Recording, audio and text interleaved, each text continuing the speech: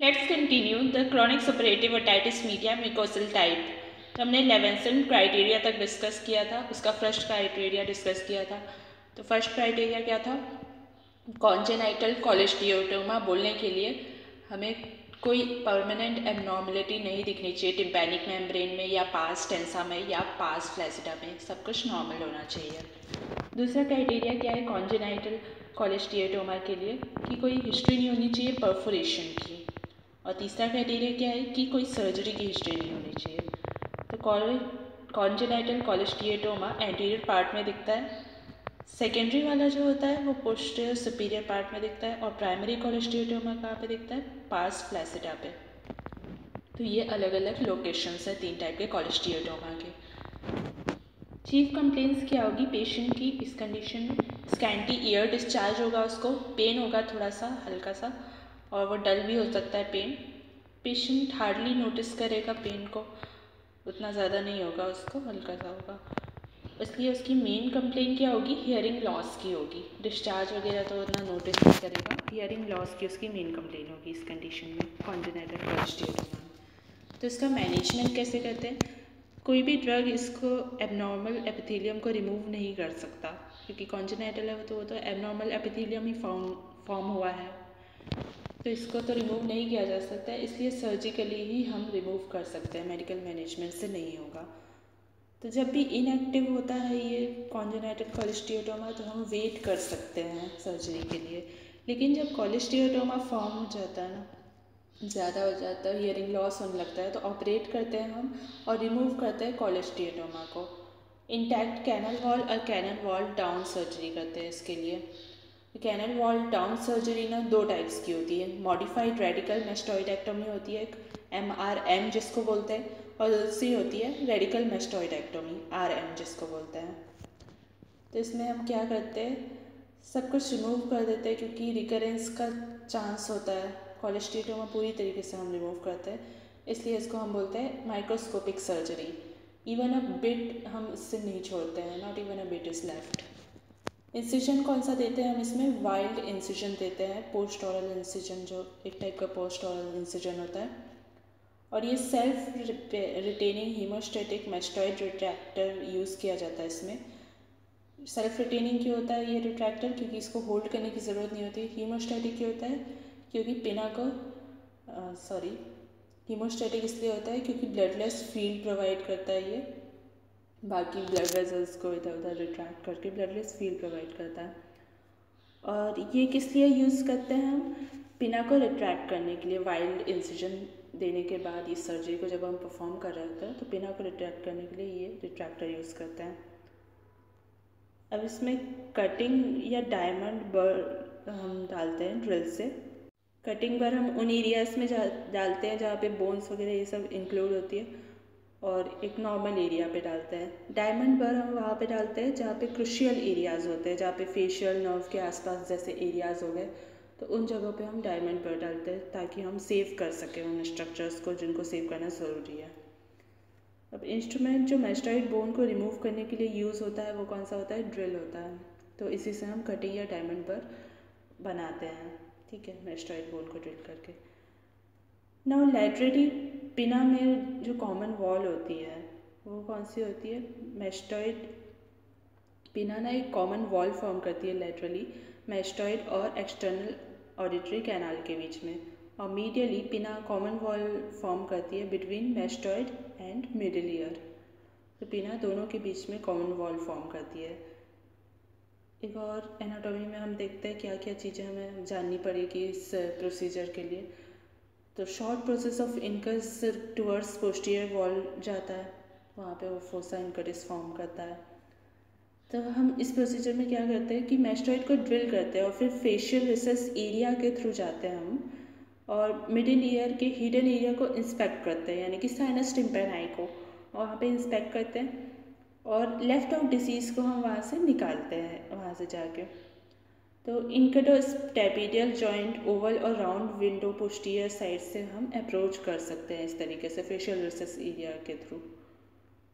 Now auto endoscope भी पास किया जाता है थ्रू फेशियल रिसेस एरिया, जिससे कि हम मिडिल ईयर के साइनस टिम्पेनाई एरिया को इंस्पेक्ट कर सकें। तो ये फेशियल रिसर्च एरिया का इम्पोर्टेंस है। अब कैनल वॉल डाउन प्रोसीजर में क्या करते हैं, जब मैस्टॉइड एंट्रम ओपन करते हैं और डिसीज़ लिमिटेड दिखती है हमें, तो हम कैनल वॉल अप सर्जरी करते हैं, यानी कि इंटैक्ट कैनल वॉल सर्जरी करते हैं। लेकिन जब मैस्टॉइड में हम जाते हैं और देखते हैं कि डिसीज़ एक्सटेंसिव होती है, तो मिडिल ईयर में भी डिसीज़ एक्सटेंसिव होगी फिर, क्योंकि मैस्टॉइड में इतनी फैल चुकी है तो इसीलिए हम कैनल वॉल डाउन प्रोसीजर करते हैं। इस केस में कैनल वॉल डाउन प्रोसीजर को ना इसको तब बोलते हैं हम कैनल वॉल डाउन, जब पोस्टीरियर वॉल जो है मिडिल ईयर की वो रिमूव कर दी जाती है। तो इसीलिए वॉल को हम रिमूव कर दे रहे हैं, तो इसलिए वॉल डाउन प्रोसीजर लाइक इसका नाम है। तो मैस्टॉइड के बीच में पोस्टीरियरली और एक्सटर्नल ऑडिटरी कैनाल के बीच में और मिडिल ईयर और एक्सटर्नल ऑडिटरी कैनाल के बीच में ये वॉल होती है।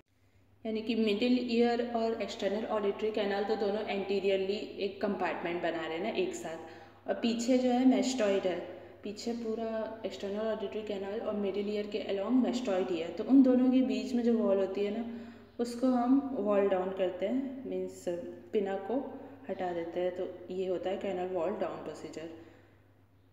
और उसके अलावा डैमेज के भी चांसेस होते हैं, स्ट्रक्चर्स के डैमेज के। तो अगर सर्जन कॉन्फिडेंट नहीं है कि वो स्ट्रक्चर्स को सेव कर लेगा, तो भी हम कैनल वॉल डाउन प्रोसीजर करते हैं, ताकि पूरा हमें दिखे एक साथ अप्रोच हो जाए।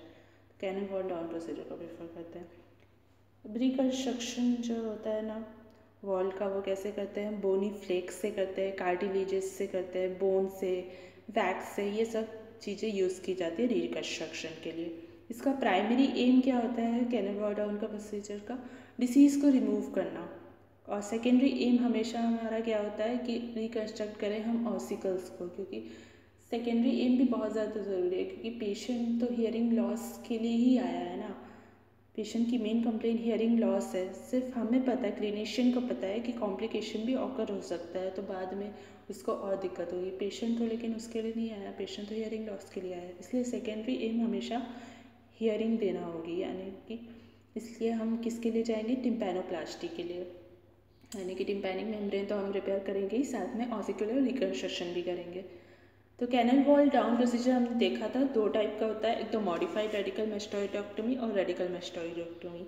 तो दोनों के बीच में डिफरेंस क्या होता है देखते हैं। मॉडिफाइड रेडिकल मैस्टॉइडेक्टोमी ना रिमूव करती है डिसीज़ को मैस्टॉइड से by wall removing along with ossicular reconstruction, wall को रिमूव करके और ऑसिकुलर को रिकंस्ट्रक्ट करके। और रेडिकल मैस्टॉइडेक्टोमी का भी वही डेफिनेशन होगा कि रिमूव करती है मैस्टॉइड को wall removing along with ossicular reconstruction.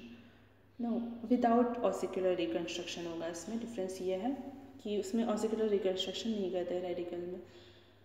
ना मॉडिफाइड वाले में क्या करते हैं कि प्रिजर्व करते हैं हम हेल्दी स्ट्रक्चर्स को, जबकि रेडिकल वाले में क्या करते हैं कि हम सब कुछ रिमूव कर देते हैं, म्यूकोसा, टिम्पैनिक मेम्ब्रेन, ये सब रिमूव कर देते हैं, सिर्फ फुट प्लेट ऑफ स्टेपिस को हम छोड़ देते हैं, क्योंकि अगर हम रिमूव करेंगे उसको तो इन्फेक्शन इनर ईयर में पहुंच जाएगा फिस्चुला से। मॉडिफाइड रेडिकल मैस्टॉइडेक्टोमी में हम कब यूज़ करते हैं, सारे स्क्वैमोसल क्रोनिक ओटाइटिस मीडिया के लिए यूज़ करते हैं, चाहे वो विद कॉम्प्लिकेशन हो या विदाउट कॉम्प्लिकेशन हो। और रेडिकल मैस्टॉइडेक्टोमी कुछ ही केसेस में यूज़ की जाती है। ये तब की जाती है जब मिडिल ईयर की ज़रूरत नहीं होती है, that is in case of inner ear damage. अगर इनर ईयर डैमेज हो गया तो मिडिल ईयर कंडक्टिव पाथवे का कोई यूज़ ही नहीं है, इसीलिए हम मिडिल ईयर को ख़राब भी कर दे तो कोई फ़र्क नहीं पड़ेगा। तो उस कंडीशन में ही रेडिकल मैस्टॉइडेक्टोमी यूज़ की जाती है, ओनली इंडिकेशन उसका वही है, अदरवाइज इसको नहीं किया जाता है अब रेडिकल मैस्टॉइडेक्टोमी को। रेडिकल मैस्टॉइडेक्टोमी में ना यूस्टेशियन ट्यूब को क्लोज कर देते हैं। यूस्टेशियन ट्यूब के वेंटिलेशन की ज़रूरत होती है इवन आफ्टर टिम्पैनोप्लास्टी। तो ये तो ऐसा नहीं होना चाहिए, यूस्टेशियन ट्यूब को क्लोज नहीं करना चाहिए, पर इसमें कर देते हैं। इसमें कोई रिकंस्ट्रक्शन भी नहीं होता है, तो इसके सारे डिसएडवांटेजेस है, इसलिए अब नहीं किया जाता है। जबकि मॉडिफाइड रेडिकल मैस्टॉइडेक्टोमी में रिकंस्ट्रक्शन किया जाता है और सिर्फ जो रेडिकल मैस्टेक्टोमी का इंडिकेशन है ना, उसको छोड़ के बाकी सारे केसेस में स्क्वैमोसस क्रोनिक ओटाइटिस मीडिया के सारे केसेस में मॉडिफाइड रेडिकल मैस्टेक्टोमी ही की जाती है। फेशियल एसेस एरिया का हम एक इम्पॉर्टेंस देखते हैं। फेशियल एसेस एरिया ये ना कॉक्लियर इम्प्लांट के लिए भी यूज़ किया जा सकता है besides intact canal wall surgery. Intact canal wall surgery में तो हम कंबाइंड अप्रोच के लिए फेशियल एसेस एरिया यूज़ करते ही हैं, साथ में ये कॉक्लियर इम्प्लांट के लिए भी यूज़ किया जा सकता है। अभी क्वेश्चन है कि स्क्वैमोसस क्रोनिक ओटाइटिस मीडिया का मैनेजमेंट क्या होगा जो मेनिंजाइटिस के साथ है, या स्क्वैमोसल क्रोनिक ओटाइटिस मीडिया जो फेशियल नर्व पाल्सी के साथ है, या स्क्वैमोसल क्रोनिक ओटाइटिस मीडिया जो सिग्मोइड साइनस थ्रोम्बोसिस के साथ है। क्या मैनेजमेंट होगा? मॉडिफाइड रेडिकल मैस्टेक्टोमी होगी। तो इस सब केस में वही करना विथ और विदाउट कॉम्प्लिकेशन। सिर्फ एक इंडिकेशन कौन सा रेडिकल मैस्टेक्टोमी का, जिसमें कि इनर ईयर डैमेज होगा। तो मॉडिफाइड रेडिकल मैस्टेक्टोमी इसका आंसर हो जाएगा, यानी कि canal wall down procedure. Modified radical mastectomy canal wall up है कि कैनल वॉल डाउन है? कैनल वॉल डाउन है। ना स्पाइन ऑफ हेनले क्या होता है? लैंडमार्क होता है ये मैस्टॉइड एंट्रम का। Spine of Henle, mastoid antrum just इसके पीछे में रहता है स्पाइन ऑफ हेनले के। इंटैक्ट कैनल वॉल सर्जरी को क्या बोलते हैं हम? कंबाइंड अप्रोच टिम्पैनोप्लास्टी भी बोलते हैं, क्योंकि हमें डिसीज़ को रिमूव करना होता है सेपरेटली फ्रॉम मैस्टॉइड। पोस्टीरियरली हम रिमूव करते हैं और एंटीरियरली किससे रिमूव करते हैं? मिडिल ईयर से, थ्रू एक्सटर्नल ऑडिटरी कैनाल। ठीक है, तो मैस्टॉइड को ड्रिल करते हैं हम, फिर मैस्टॉइड एंट्रम हम पहुंच जाते हैं, फिर कोलेस्टेटोमा हम देखते हैं वहाँ पे और फिर रिमूव कर देते हैं। अगर डिसीज़ एक्सटेंसिव होती है तो कैनल वॉल डाउन प्रोसीजर करते हैं, और अगर डिसीज़ लिमिटेड होती है तो इंटैक्ट कैनल वॉल सर्जरी करते हैं। फेशियल रिज क्या होता है? ये फेशियल रिज ना एक एरिया होता है जो vertical segment of facial nerve तक दिखता है posterior wall of middle ear में। तो posterior wall of middle ear में अगर हम लेटरली देखते हैं, लेटरल साइड से, तो वहाँ पे एक vertical segment of facial nerve दिख रहा होगा। तो उसके लेटरल साइड से जो हमें एरिया दिख रहा होता है ना, वो पूरा कहलाता है फेशियल रिज, और उसके नीचे वाला तो एरिया साइनस टिम्पैनाई एरिया कहलाता है। बाकी जो एरिया बच गया वो होगा फेशियल रिज। सो ये सारी चीज़ें थी क्रोनिक ओटाइटिस मीडिया स्क्वैमोसल के लिए। Thanks for watching.